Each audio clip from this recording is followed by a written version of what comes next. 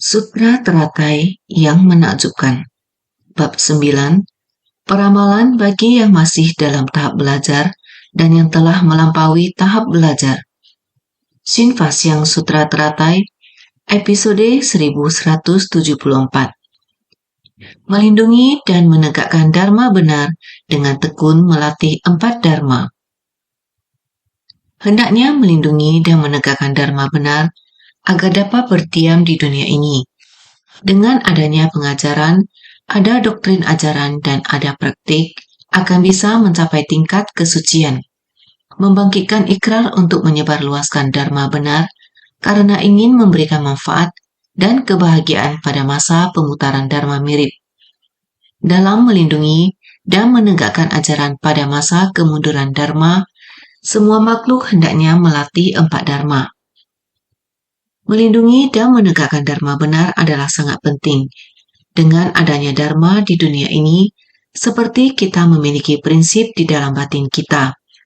Apabila dalam kehidupan kita tidak ada prinsip, dunia ini akan kacau balau. Sehingga Buddha Dharma ada di dunia.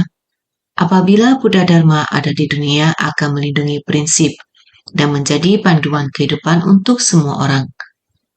Dengan adanya panduan dan urutan yang benar, kalangan masyarakat kita, hubungan antar sesama akan menjadi harmonis dan damai. 1 bulan ini dimulai dari 1 April 2016, setiap pagi saya mendengar, dari pintu masuk, semua orang mulai melantunkan gata pendupaan. Dari sini, saya mengetahui bahwa ada sekelompok orang berbaris rapi dan mulai melangkah ke depan, melafalkan nama Buddha dan melakukan ritual namaskara. Barisan orang yang melakukan ritual namaskara sangat panjang dan agung. Saat kita melihat dokumentasi lama, saya sangat bersyukur. Mereka mengabadikan kegiatan ini lebih dari 30 tahun yang lalu. Di saat itu, kita sedang membangun rumah sakit. Semua orang sangat tulus, juga sering datang untuk melakukan ritual namaskara. Melihat ritual namaskara saat itu, mereka biasanya mulai dari rel kereta api. Itu adalah prosesi yang sangat panjang, mulai dari rel kereta api. Sangat-sangat panjang. Meskipun pakaian mereka tidak begitu rapi, namun mereka semua penuh ketulusan. Rekaman ini terus mengikuti mereka dari awal, terus sampai mereka memasuki kriya. Dari pintu masuk kriya, merekam hingga ke arah rel kereta. Kita bisa melihat betapa panjangnya barisan ini. Dari jalan yang lurus, mereka terus berjalan sampai belokan jalan. Suara mereka jelas dan kuat. Barisannya rapi, dan mereka memiliki ketulusan. Terkadang meskipun hujan turun, hari belum terang, mulai dari pukul 2 sampai jam 3 dini hari, mereka tetap mulai melakukan ritual namaskara. Hujan turun dan semuanya basah kuyup. Mereka mengenakan jubah haijing, bersujud di atas tanah berlumpur. Namun hatinya tidak goyah. Ketulusan hati mereka berjalan maju selangkah demi selangkah. Dalam barisan yang panjang, kita sudah melihat ini berulang kali. Bahkan sampai saat ini masih tetap demikian. Kita bisa mendengar ada barisan panjang di luar yang melantunkan nama Buddha dengan teratur. Mereka juga mengelilingi Buddha, melantunkan nama Buddha. Mereka masuk dengan teratur dari jalan di luar. Kita bisa membayangkan penampilan mereka yang rapi. Tahun ini, 2016, selama sebulan, kita bisa melihat mereka setiap hari. Begitu rapinya, begitu tulusnya, terutama kemarin. Lusa kemarin, beberapa hari ini, setiap hari kita melihat mereka yang kembali dari luar negeri. Murid yang pulang dari luar negeri, satu demi satu kelompok. Mereka semua adalah bodhisatwa dunia yang berorientasi pada dharma. Di tempat domisili mereka, di tempat itu mereka melindungi dan menegakkan dharma sejati. Meskipun dari Buddha Dharma mengatakan demikian, Era Dharma sejati dari Buddha. 500 tahun era Dharma sejati dari Buddha. Buddha Sakyamuni kita. Artinya, bahwa Dharma sejati berdiam di dunia selama 500 tahun. Era Dharma mirip berdiam di dunia selama 1000 tahun. Kemudian secara perlahan mulai memasuki era kemunduran Dharma. Jika berpikir demikian, hati akan sangat khawatir. Sejak Buddha memasuki parinirvana hingga sekarang, sudah lebih dari 2000 tahun. Sekarang era Dharma sejati telah lewat.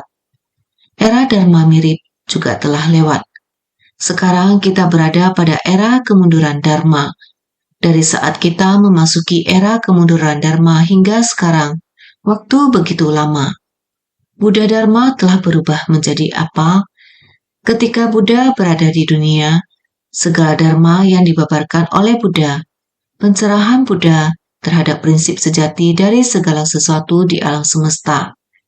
Semua pencerahan Buddha adalah kembali pada alam semesta dan menjadi satu dengan alam.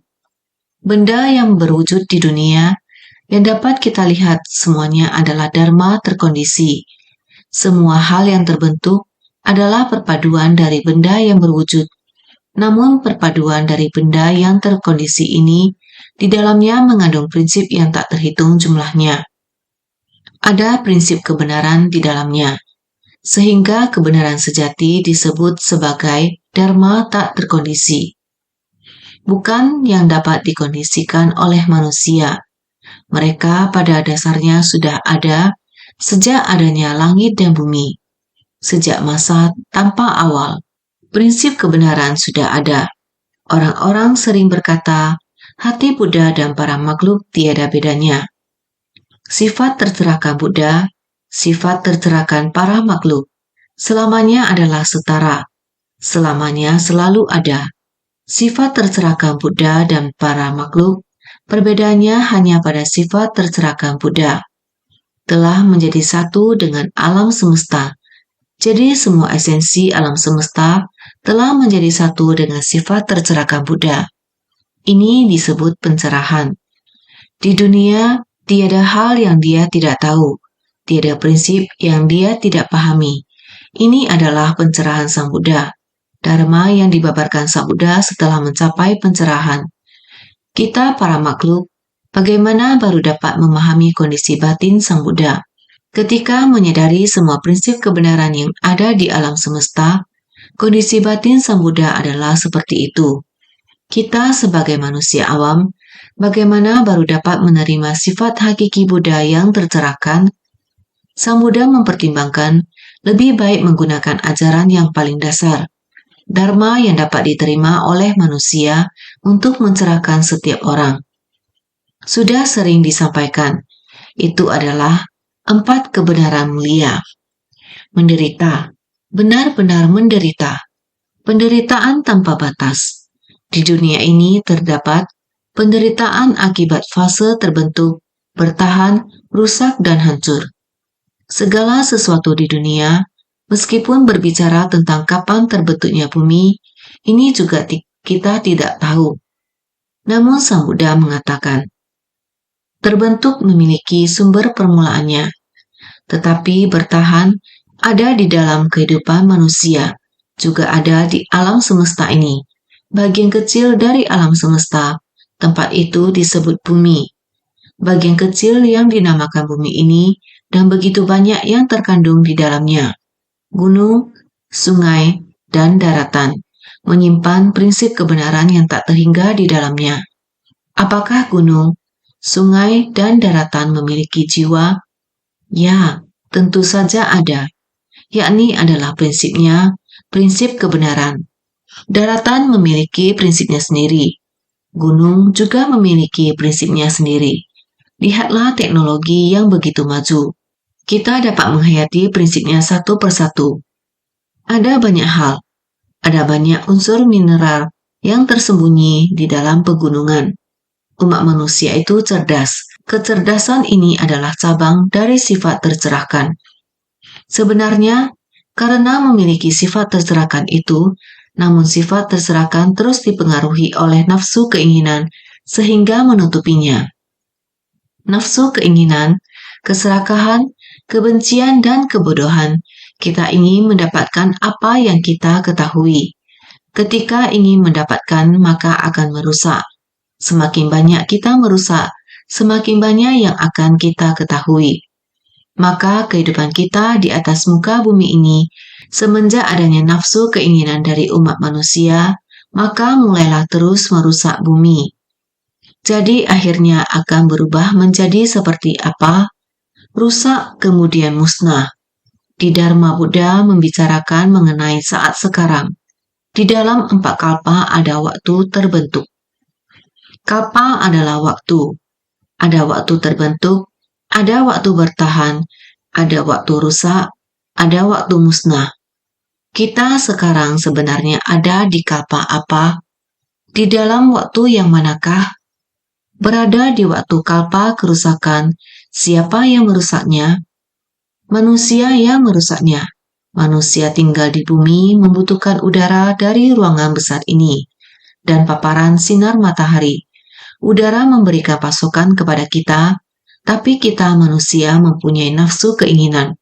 Merusaknya, mengambil benda-benda ini, batu dan minyak di dalam tanah, jenis logam dari tambang di gunung, jenis karbon atau arang dan lain-lain. Tidak henti-hentinya. Tidaklah bukan adalah sedang mencari udara, mencemari bumi. Manusia banyak, kerusakan makin lama makin cepat. Karena itu baru dikatakan iklim menjadi ekstrim, tidak normal. 4 unsur alam tidak selaras. Sang Buddha mengatakannya seperti ini. 4 unsur alam tidak selaras, bencana terus berdatangan. Jadi harus bagaimana? Maka harus melindungi dan menegakkan. Melindungi dan menegakkan Dharma sejati. Hanya Dharma sejati yang dapat mensucikan hati manusia. Dharma sejati sekarang ada di mana? Setelah Sang Buddha parinirvana, Dharma sejati hanya berada di dunia ini selama 500 tahun. Dengan ketika Sang Buddha ada di dunia, yang melatih diri, orang yang mencapai tingkat kesucian, bisa dikatakan orang yang dengan tulus menerima Dharma Buddha. Orang yang membina diri dan mempraktikannya. Di dunia menyerap Dharma Buddha, praktik dalam tindakan nyata menyebarkan Dharma. Praktisi seperti itu bagaikan mempraktikkan Dharma. Baru 500 tahun, perlahan-lahan, 500 tahun setelahnya, ada yang mengajar, ada yang melatih diri.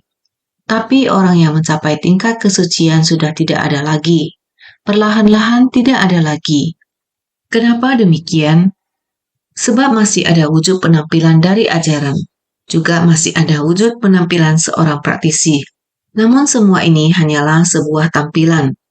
Namun Dharma sejati itu, Dharma yang benar telah menyimpang. Beberapa hari lalu terus membahas. Ananda masih hidup di dunia. Dia sedang memimpin sangga. Sudah berusia lanjut, mendengar penyebaran Dharma Buddha dari mulut ke mulut sudah menyimpang. Kemudian Ananda memberikan koreksi. Namun saat itu sudah berusia 120 tahun. Dapat dilihat bahwa Dharma Buddha, praktisi yang melatih diri sudah ada beberapa generasi. Anak muda ini, terhadap koreksi Ananda, masih harus menanyakan kepada gurunya. Saya bertemu Ananda. Ananda memberikan koreksi pada Dharma ini. Gurunya menjawab, Ananda sudah tua, ingatannya sudah berkurang. Jadi kamu dengar yang saya ajarkan saja. Ikuti yang saya ajarkan, terus melafalkannya, berulang-ulang melafalkannya, seperti ini sudah cukup. Ananda mendengar ini. Dharma sejati sudah sulit bertahan di dunia. Rekan praktisi semasa itu sudah pada tiada. Hanya tersisa Ananda seorang. Sebatang pohon saja sulit menahan terpaan angin. Sebatang pohon besar, bagaimanapun besarnya tidak akan mampu menahan angin. Dharma sejati, setelah Buddha sudah parinirvana, saat Ananda masih hidup, sudah perlahan-lahan memudar. Apalagi 500 tahun kemudian. Tentu saja Dharma sejati sulit ditemukan. terhadap Dharma sudah merasa tidak penting lagi melatih diri dengan sila, samadhi, dan kebijaksanaan. Mendengar, merenungkan, dan mempraktikkan terus-menerus sudah bocor. Kebocoran terus terjadi, sehingga ajaran dan prinsip masih ada. Namun pelatihan diri sudah kendur, tidak lagi melatih diri dengan serius. Bagaimana lagi nanti di masa Dharma mirip? Hanya ada sebuah penampilan. Dharma Buddha bagaikan masih ada, hanya melatih diri mengikuti penampilan yang ada saja. Namun hati yang tulus sudah memudar secara perlahan-lahan. Namun Sang Buddha berkata, segalanya diciptakan oleh batin belaka. Namun dalam batin kita, Dharma adalah tidak berwujud. Secara eksternal dapat dikatakan, Dharma terkondisi yang memiliki wujud adalah buatan manusia. Menggunakan Dharma Buddha untuk melatih diri, kondisi luar yang saling bersentuhan. Dharma terkondisi ini adalah perpaduan dari sebab dan kondisi. Kerisauan yang saling berpadu membuat Dharma sejati akan memudar secara perlahan. Namun kebenaran sejati selamanya tetaplah murni, selamanya akan bertahan. Kebenaran sejati ini senantiasa berdiam dalam batin orang, sehingga dikatakan semua orang memiliki hakikat tatata. Semua orang, sifat tercerahkan ini tetaplah ada. Asalkan kita dengan hati yang tulus bersedia menerima ajaran Buddha, mempraktikkan sesuai ajaran, mendengarkan Dharma, membabarkan dan menyebarkan. Niat kebajikan tersebut tiada keserakahan, kebencian maupun kebodohan. Kerisauan dan kegelapan batin mencemari kita. Dengan demikian, Dharma sejati akan berdiam dalam batin kita. Ini sebagaimana dikatakan orang pada umumnya. Mengatakan demikian, keadilan publik berada dalam hati orang banyak. Prinsip kebenaran yang sama, asalkan kita membangkitkan tekad dan ikrar, hendaknya melindungi dan menegakkan Dharma benar agar dapat berdiam di dunia ini. Dengan adanya pengajaran, ada doktrin ajaran dan ada praktik, akan bisa mencapai tingkat kesucian.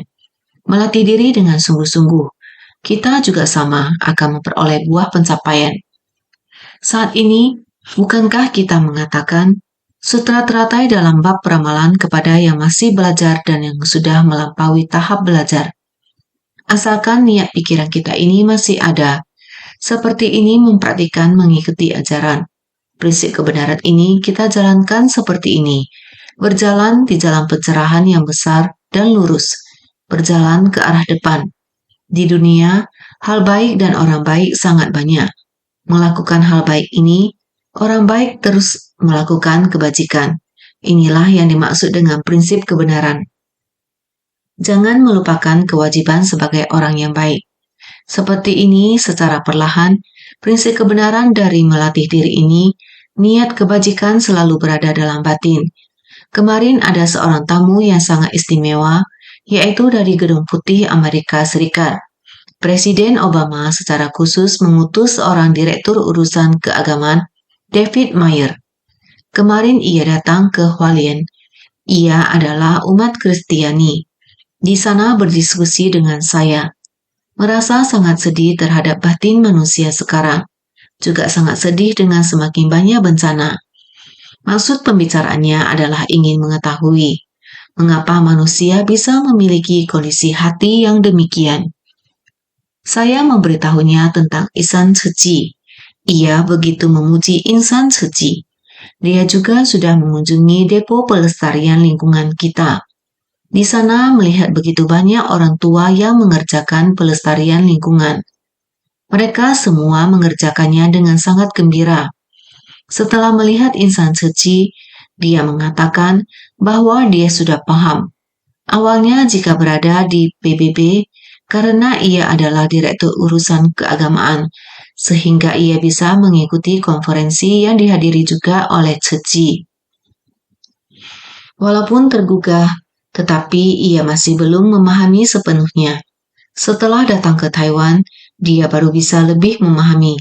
Dia berkata, sekarang baru memahami dengan tuntas Mengapa semua relawan bisa mengerjakannya dengan hati sukacita? Orang-orang tua ini bisa begitu sehat dan gembira. Dalam mengerjakan pelestarian lingkungan dan melindungi bumi, ia juga bekerja bersama-sama dengan para relawan. Selain itu, juga berdiskusi dengan para relawan dan memeluk para orang tua di sana. Ia bisa merasakan mengapa kondisi batin para relawan bisa seperti ini. Selama percakapan dengannya, tidak dapat dihindari akan menyinggung tentang dari lubuk hatinya selalu berpikir, mengapa organisasi ini bisa begitu indah? Saya menjawabnya, karena niat kebajikannya terpancar dari dalam batin. Dia akan mencari tahu akan niat baji ini. Saya kemudian memberitahunya bahwa mereka semua terinspirasi untuk melakukannya sendiri. Inspirasi untuk melakukan sendiri demikian sudah sampai pada terbina menjadi sebuah kebiasaan. Dharma Buddha. Saya mengatakan kepadanya tentang Buddha Dharma, ajaran Buddha mengenai kehidupan masa lalu, kehidupan sekarang. Mereka semuanya memiliki keyakinan akan ini. Oleh karena itu, jalan kebajikan ini sudah dimulai sejak kehidupan masa lalu, sekarang dan akan dibawa sampai kehidupan yang akan datang. Ini semacam kebiasaan, suatu kebiasaan yang dibentuk secara berkesinambungan. Dia sangat tertarik dengan bagian ini, jadi saya perlahan membawanya masuk ke topik tentang prinsip kebenaran akan ajaran tentang keagamaan. Waktu demikian pun terus berlalu. Tidak cukup waktu untuk memperkenalkan semuanya. Saya menantikan untuk melihat lebih banyak pemimpin dari negara dengan kekuatan besar untuk lebih memahami makna dari pelestarian lingkungan. Tahun lalu, 2015 di Paris, Perancis, Konferensi Perubahan Iklim Perserikatan Bangsa-Bangsa. Dari perubahan iklim hingga polusi udara, masalah lingkungan. Setiap orang memiliki pengetahuan yang sama, namun tidak memiliki kesadaran yang sama akan hal ini. Bahkan kurangnya praktik nyata secara bersama itu karena demi mendapatkan keuntungan. Maka, jika meminta semua orang untuk menurunkan polusi dengan mengurangi industri sangatlah sulit. Karena hal yang sulit inilah, polusi lama-kelamaan terus bertambah. Jadi bagaimana bumi ini bisa dilindungi? Diharapkan setiap orang, bukan hanya segelintir orang. Ini adalah perlu diketahui seluruh umat manusia. Harus disadari bersama dan dilakukan bersama. Baru ada cara untuk mengurangi polusi. Tentu saja industri akan menurun. Keuntungan bagi manusia akan berkurang. Hanya demi poin ini saja, tidak peduli apapun semua orang masih berebutan. Oleh karena itu, ini adalah masa kemunduran Dharma. Masa kemunduran Dharma sudah dipenuhi berkeinginan nafsu ketamakan, kebencian, kebodohan. Kebodohan semacam ini, ketidaktahuan, tidak tahu bahwa harus menjaga langit dan bumi. Iklim harus segar dan bumi harus kuat. Manusia baru akan bisa aman, dan produk yang dihasilkan bumi akan melimpah. Orang hanya peduli dengan apa yang ada di depan mereka, di depan mata. Jadi kita sekarang harus berikrar dengan sungguh-sungguh. Kita harus bertekad untuk berikrar. Harus para makhluk yang jumlahnya tak terhingga bertekad menyelamatkan mereka semua. Semoga para makhluk di dunia ini semuanya dapat memahami prinsip kebenaran ini. Juga harus berikrar, harus menyebarluaskan dharma benar. Semoga kita setiap orang membangkitkan prinsip sejati dan dharma benar dari dalam batin kita. Kita semua orang membangkitkannya. Dengan sendirinya dunia akan aman sentosa. Hendaknya melindungi dan menegakkan dharma benar agar dapat berdiam di dunia ini. Dengan adanya pengajaran, ada doktrin ajaran dan ada praktik, akan bisa mencapai tingkat kesucian, membangkitkan ikrar untuk menyebarluaskan dharma benar, karena ingin memberikan manfaat dan kebahagiaan pada masa pemutaran dharma mirip. Dalam melindungi dan menegakkan ajaran pada masa kemunduran dharma, semua makhluk hendaknya melatih 4 dharma. Maka, membangkitkan ikrar untuk menyebarluaskan Dharma benar adalah karena ingin memberikan manfaat dan kebahagiaan pada pemutaran Dharma mirip. Masa Dharma mirip juga sudah berlalu, yaitu dengan masih terdapat wujud pengajaran, masih ada wujud dari praktisi, dan masa Dharma mirip juga sudah berlalu lagi. Maka kita harus melindungi dan menegakkan. Semakin harus melindungi dan menegakkan, agar masa kemunduran Dharma bisa kembali ke masa Dharma mirip, lalu kembali lagi ke masa Dharma benar. Masa Dharma mirip, yaitu Dharma harus terus-menerus disebarluaskannya. Prinsip kebenarannya adalah agar dapat kembali sampai mirip dengan zaman ketika Sang Buddha berada di dunia. Sebenarnya, masih bisa mengembalikan pada kondisi di mana Buddha berada dalam batin setiap orang. Setiap orang pada dasarnya memiliki hakikat kebudaan. Selalu berkata, hati Buddha, tekad guru. Melafalkan nama Buddha hingga batin Buddha memasuki batin kita. Kita semua berikrar bersama. Master berikrar, murid berikrar, setiap orang berikrar agar dapat mempertahankan Dharma benar bagi langit bumi dan dunia. Agar batin semua orang mengarah pada kebajikan, agar batin semua orang memiliki prinsip kebenaran. Terlepas dari apapun agamanya, yang penting di hati memiliki niat kebajikan, yang penting di hati memiliki prinsip kebenaran. Adanya prinsip kebenaran yang tepat, kita semua orang harus saling bersyukur, saling menghargai, saling mencintai. Ini adalah Dharma benar. Masa Dharma benar akan kembali, meskipun sekarang adalah masa Dharma mundur. Yang paling penting adalah kembalikan ke masa Dharma benar. Jadi semua makhluk hendaknya melatih 4 Dharma. Hanyalah dengan terus mendorong agar orang-orang mau melatih Dharma. Semua orang harus melatih 4 Dharma. Setiap kali jika kalian semua selesai berziarah dan memberi penghormatan, saya selalu bertanya, apakah penuh sukacita dalam Dharma? Penuh sukacita dalam Dharma. Apakah sangat tulus? Sangat tulus. Benar. Niat pikiran yang tulus ini adalah harus dengan pelatihan tanpa sisa, pelatihan tanpa henti, pelatihan jangka panjang, dan pelatihan dengan penghormatan. Benar. Jika bisa melatih 4 Dharma ini, maka itu adalah 4 ikrar agung. Makhluk hidup yang jumlahnya tak terhingga, aku bertekad menyelamatkan mereka semua. Kita selamanya tidak menghilangkan Dharma. Menghilangkan adalah sudah bocor dan hilang. Kita tidak boleh membiarkannya bocor dan hilang. Dharma sejati yang tidak bocor dan hilang dinamakan pelatihan tanpa sisa, pelatihan tanpa henti. Harus sambung menyambung, inci demi inci, membentangkan jalan dengan hati cinta kasih. Satu demi satu makhluk yang tersadarkan. Sambung menyambung dibawa kemari dengan seperti ini. Ini dinamakan tanpa henti. Pelatihan tanpa henti. Tanpa henti membina diri, tidak peduli apakah itu adalah 2000 tahun lebih sebelumnya. 2000 tahun lebih kemudian, jangka waktu panjang ini kita harus dengan niat pikiran yang tulus ini. Sekarang niat pikiran ini tak terhingga di masa mendatang. Walaupun Ceci sudah 50 tahun, semoga ada 50 tahun yang tak terhingga dari kehidupan ke kehidupan. Dharma sejati Sang Buddha di masa lalu selama 500 tahun. Semoga Dharma sejati bisa selama 500 tahun yang tak terhingga.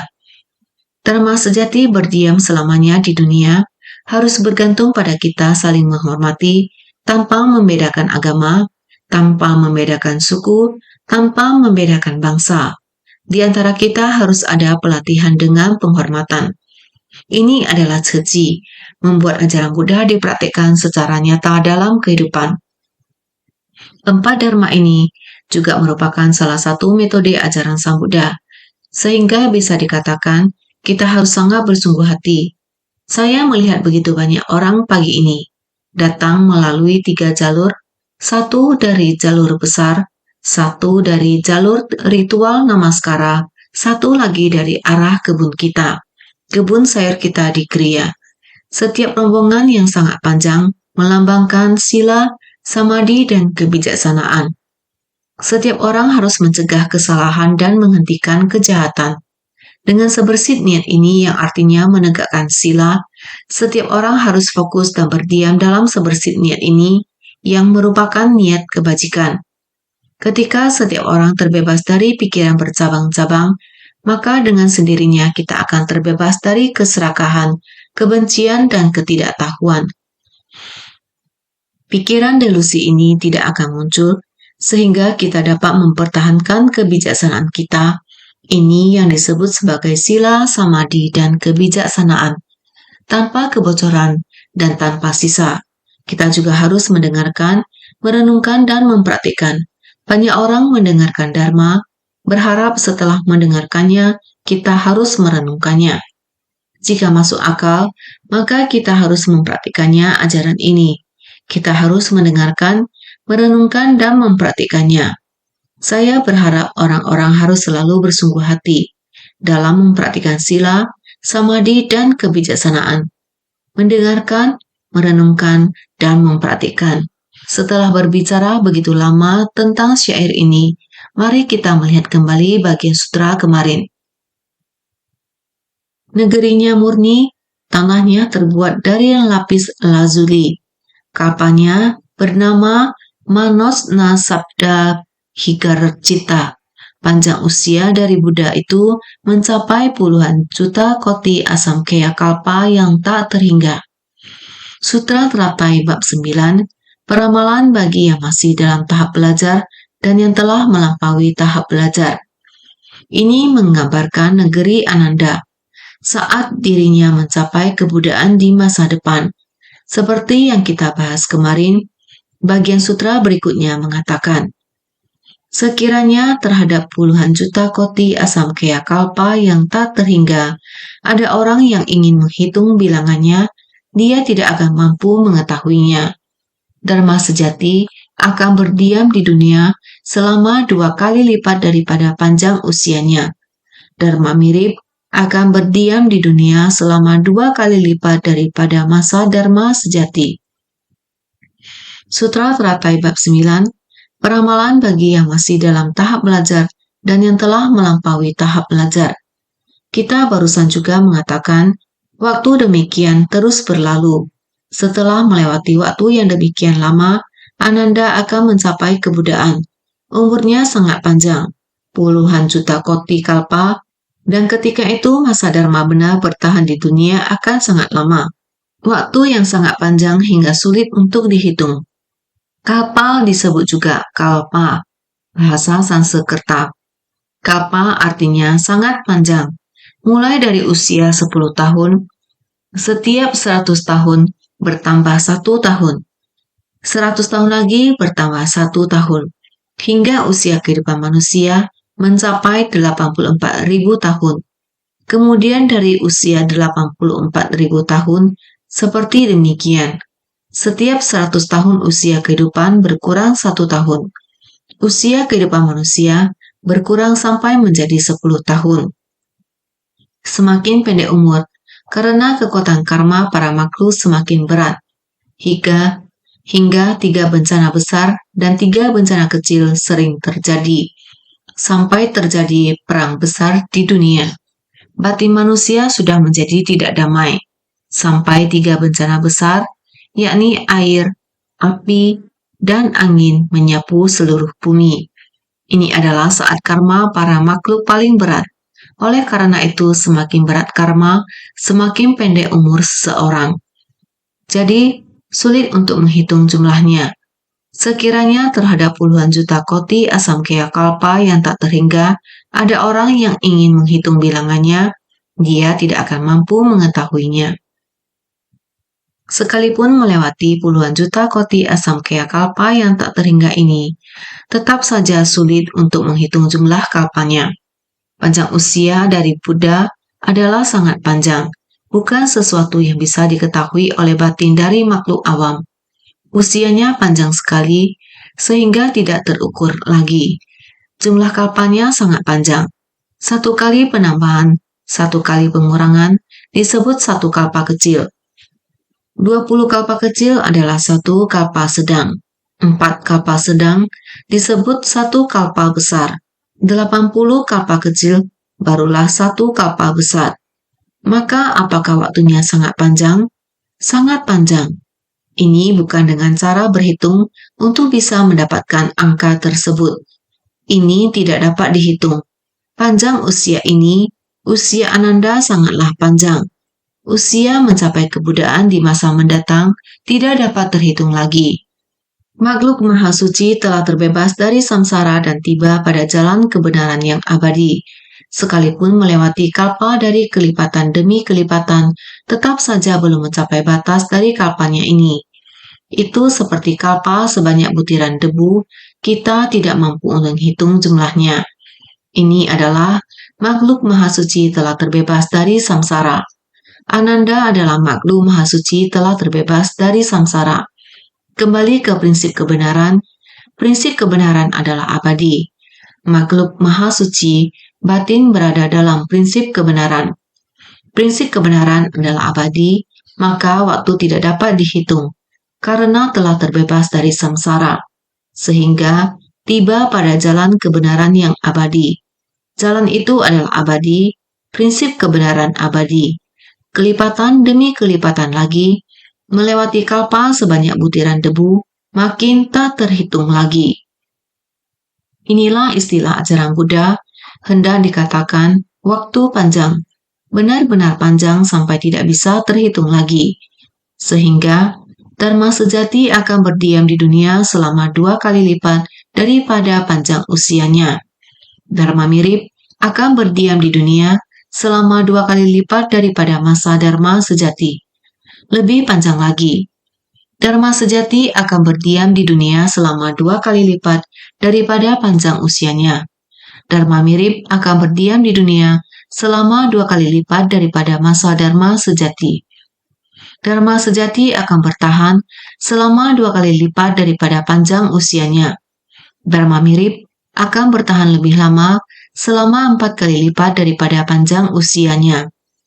Sehingga Buddha Sakyamuni masa Dharma sejatinya 500 tahun, masa Dharma mirip 1000 tahun. Maka masa Dharma sejati kelipatan dari panjang usia, Dharma mirip berlipat ganda dari Dharma sejati. Terus berkelipatan. Maka angka Dharma sejati berdiam di dunia 2 kali lipat. Dharma mirip berdiam di dunia lebih panjang dari Dharma sejati. Singkat kata, panjangnya waktu. Ini dalam waktu, ruang, dan hubungan antara sesama. Jika prinsip kebenaran selamanya berdiam di dalam batin kita harus kembali pada sifat hakiki. Sifat hakiki layaknya seperti tanah negeri Ananda, yaitu bola kristal lapis lazuli berporos sama. Bodhisattva suci di dunia, walaupun tersebar di 50 lebih negara, namun mereka mempunyai karakteristik yang sama, yaitu memiliki sebersih cinta kasih yang murni dan tak ternodai. Bersumbangsi tanpa pamrih dan harus merasa bersyukur. Terima kasih yang tulus ini, demikian bersih dan murni. Sistem kerelawanan seperti bola kristal, lapis lazuli berporos sama. Hutan Bodhi bertumbuh dari akar yang sama. Semua bersatu hati dalam menggarap lahan berkah. Akar kebijaksanaan tertanam mendalam di jalan Bodhisattva. Ini adalah insan suci yang harus bersungguh hati. Pada sistem kerelawanan seperti bola kristal, lapis lazuli berporos sama. Melatih 4 dharma, kita harus tulus, benar, yakin, dan sungguh-sungguh. Menghadapi dunia dengan sebersih niat ini, melatih 4 dharma, 4 ikrar agung, 4 sifat luhur. 4 ikrar agung adalah silsilah dharma. 4 sifat luhur adalah mazhab. Ketulusan, kebenaran, keyakinan, dan kesungguhan adalah silsilah dharma. Kewelas asihan dan ikhlas memberi dengan sukacita adalah mazhab. Kita memiliki sebuah arah bagi kita untuk giat bersemangat. Dharma sejati ini akan selamanya berdiam di dunia, sehingga semua orang senantiasa harus lebih bersungguh hati.